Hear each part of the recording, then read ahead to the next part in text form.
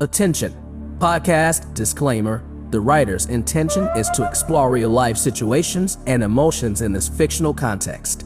Again, this podcast is a work of fiction.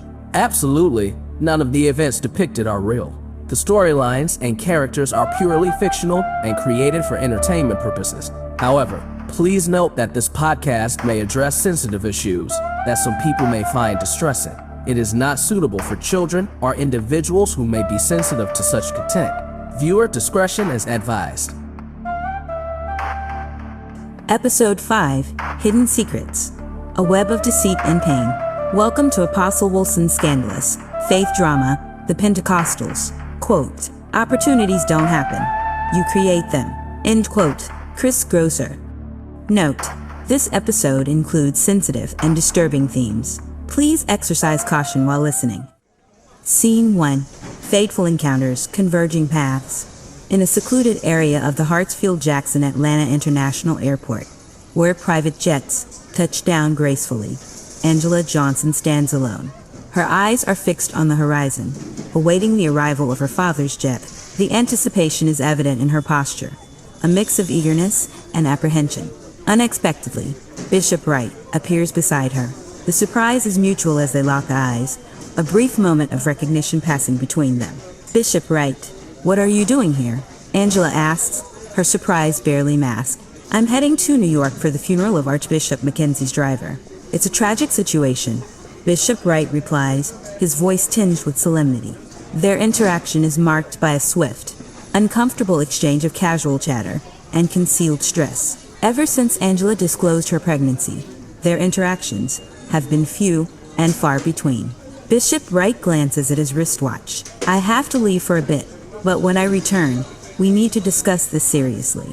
Angela, assure him that I won't tell her anything further. I acknowledge my equal role in this, and I'm ready to face the repercussions without pulling you into it. Bishop Wright offers Angela a comforting embrace before taking his leave, heading towards the restroom with a heavy heart. As he steps away, Eduardo Rivera, Angela's father, walks through the door. His presence commands attention, a stark contrast to the bustling airport scene. He sets down his bag and gestures to Angela, indicating he needs to use the restroom. Eduardo enters the restroom, unaware of Bishop Wright's presence. Inside, Bishop Wright recognizes Eduardo from a secretive meeting with loan sharks and members of the mafia. The same people he and Archbishop Mackenzie are indebted to. Panic seizes him, his mind racing with the implications of this chance encounter. His heart pounding, Bishop Wright hastily left the restroom, making his way to the terminal. His mind raced with fear and uncertainty. He couldn't help but wonder if Eduardo might be following him.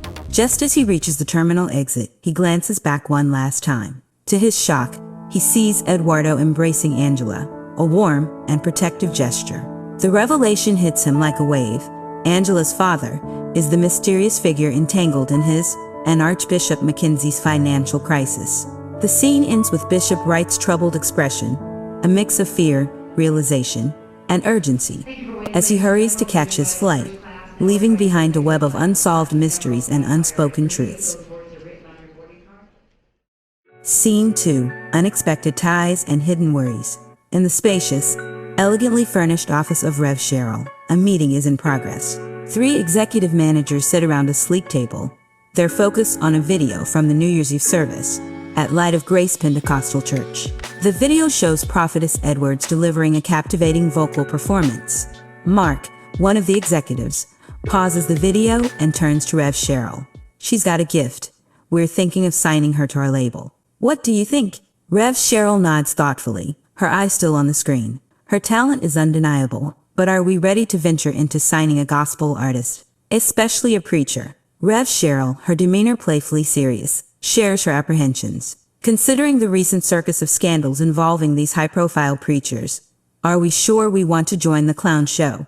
Could it potentially put our serious business operations in the comedy spotlight? Just look at the comic chaos surrounding Jakes and Diddy. And now even William Murphy seems to be auditioning for a slapstick routine. The room fills with laughter, but there's a shared understanding of the serious ramifications beneath her jest.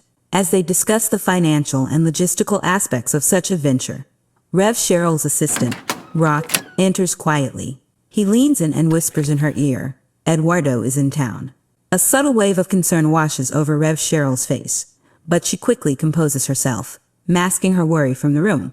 Jeff, another executive, catches Rev Sherrill's momentary distraction, but misinterprets it. "If you think it's a good idea, I could give Prophetess Edwards a call right now," he suggests, seeking her approval.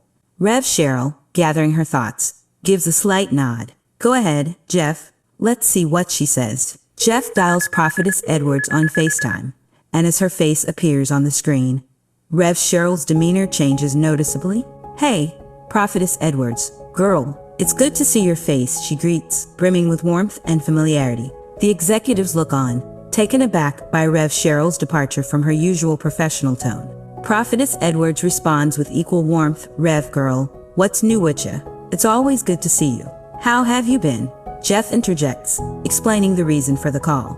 "Prophetess Edwards, I apologize for the late hour, but we have been looking at your performance from the New Year's service at Light of Grace, and we would like to make you a proposition. We're considering signing you to our record label and wanted to discuss the possibility."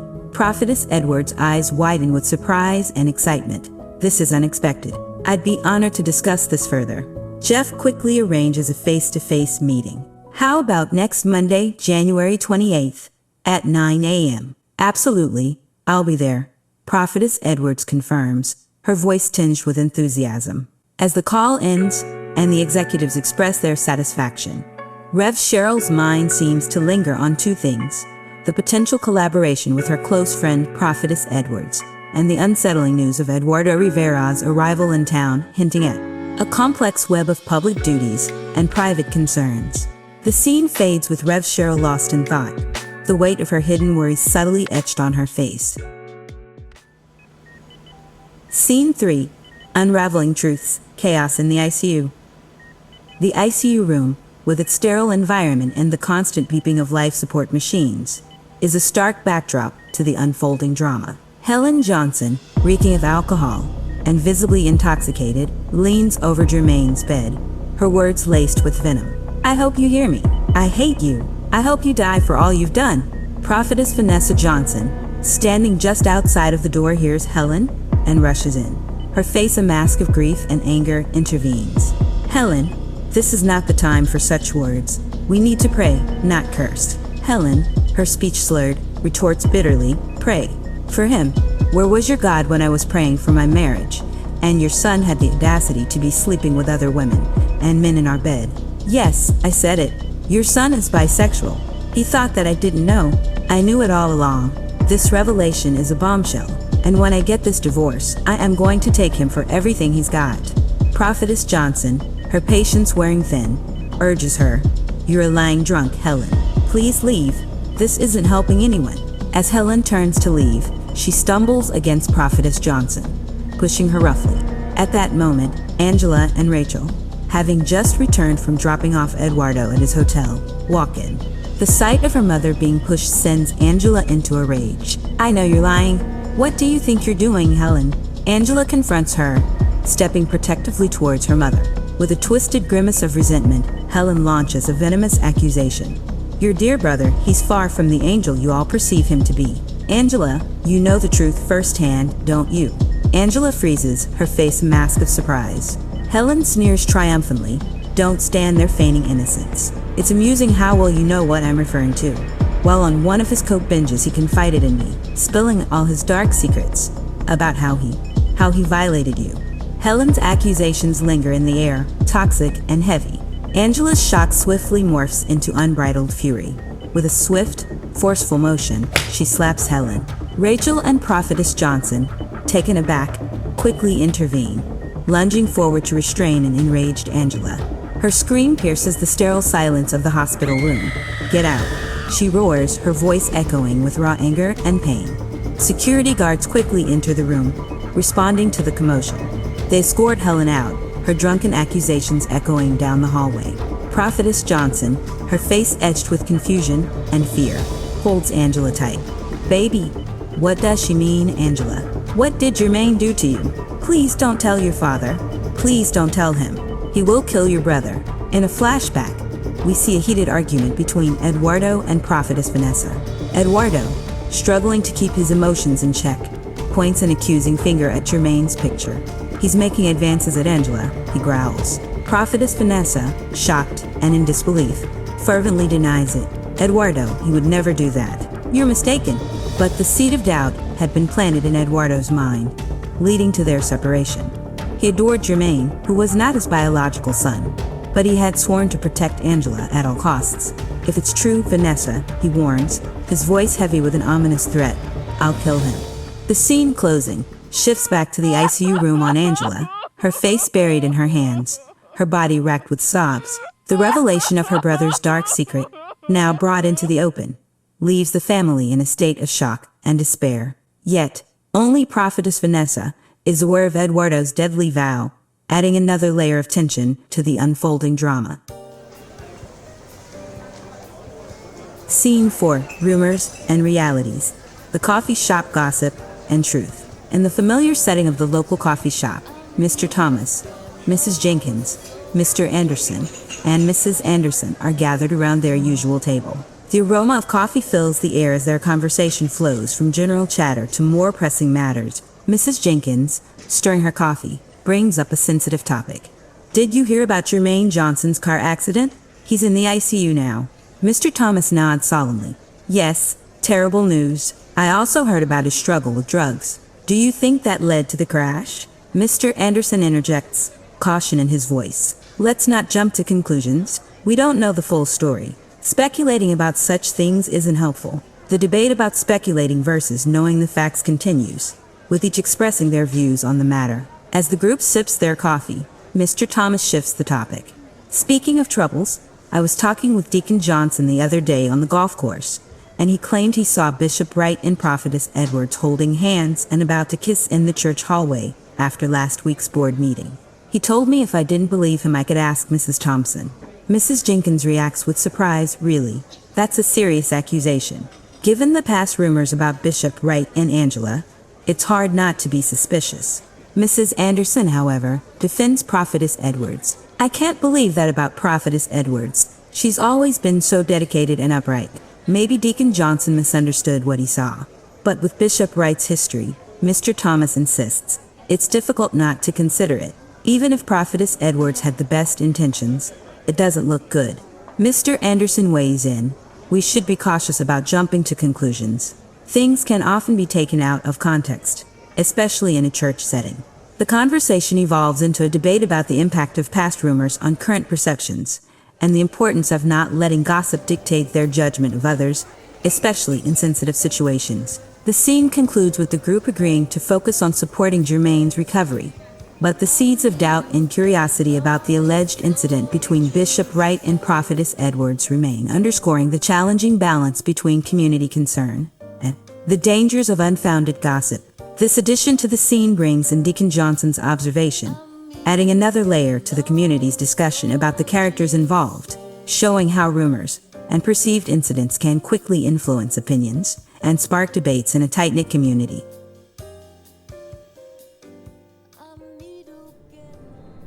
Scene 5. Unseen Ties. Rev Sherrill's and Eduardo Hidden Agendas. The scene opens with Rev Sherrill leaving her office in a luxurious limousine. She's deep in conversation on her phone, discussing business matters. Rock, her trusted assistant, is at the wheel, navigating through the city streets. The call ends, and almost immediately, Rock's phone rings. It's Eduardo, Rock says, glancing at Rev Sherrill through the rearview mirror. You may want to take this. Rev Sherrill, her demeanor shifting from confident to visibly tense, takes the phone. Eduardo, to what do I owe this call? Eduardo's voice, smooth yet laced with an underlying threat, comes through the speaker. Just checking in, Reverend, how's business? She swallows hard, her usual poise wavering. Business is going as expected. Eduardo's tone hardens. And the situation I asked you to handle. Did you send the message about my money? The air in the limo grows thick with suspense. Rev Sherrill's response is cautious. The message was delivered as you requested. There's a pause before Eduardo continues, his words a thinly veiled threat. Make sure it doesn't happen again. If my money is late, you'll be the one to answer for it. Rev Sherrill nods, her face betraying her anxiety. Understood, Eduardo. It won't happen again. As the call ends, the gravity of the situation becomes clear. Rev Sherrill, a seemingly upstanding media mogul, is entangled in a dangerous game with Eduardo Rivera, the head of a mafia syndicate and Angela's father. Neither Archbishop Mackenzie nor Bishop Wright is aware of Eduardo's direct involvement or Rev Sherrill's role in the money they owe and possibly the shooting of Archbishop's driver Michael. The scene immediately shifts to Eduardo's hotel room. A knock at the door interrupts his thoughts. He opens it to find Angela, her eyes red from crying. "Daddy, you won't believe what happened at the hospital," she starts, her voice shaky. Eduardo, still processing his call with Rev Sherrill, tries to focus on Angela's words. "What happened, Angela?" Angela struggles to articulate her feelings, the weight of Helen's accusations, and her own personal trauma overwhelming her. It's Helen. She brought up something about Jermaine that I can't." Eduardo watches her, a mix of concern and confusion on his face. The scene closes with Angela unable to fully express her turmoil, leaving Eduardo puzzled and concerned, unaware of the full depth of his daughter's distress. Suddenly, Angela's phone rings, jolting the tense intensity of the moment. "It's Mom," Angela announces, her voice trembling. Jermaine is awake. The scene closes on the combined shock and relief on their faces, a glimmer of hope piercing the heavy veil of concern. Tune in next week for another riveting episode of the Pentecostals. Discover the shocking secrets Rev Sherrill has been hiding, and watch as Eduardo Rivera's ominous influence continues to spread. Will Archbishop Mackenzie and Bishop Wright uncover the truth about their financial crisis? And what will happen when Angela finally confronts her personal demons? The stakes are high and tensions are mounting. Don't miss out on the suspense and drama on the next episode of the Pentecostals. I'm Apostle Martin Wilson, and you've been listening to the Pentecostals podcast. You can follow the Pentecostals on Instagram, our Facebook group, and catch all our episodes each week on Spotify, Apple Podcasts, Apple Music, or wherever you get your podcasts. If you haven't subscribed on Apple Podcasts, go there now and subscribe, rate, and review this podcast. Join me again next week for another episode of Apostle Wilson's The Pentecostals. Thank you for listening.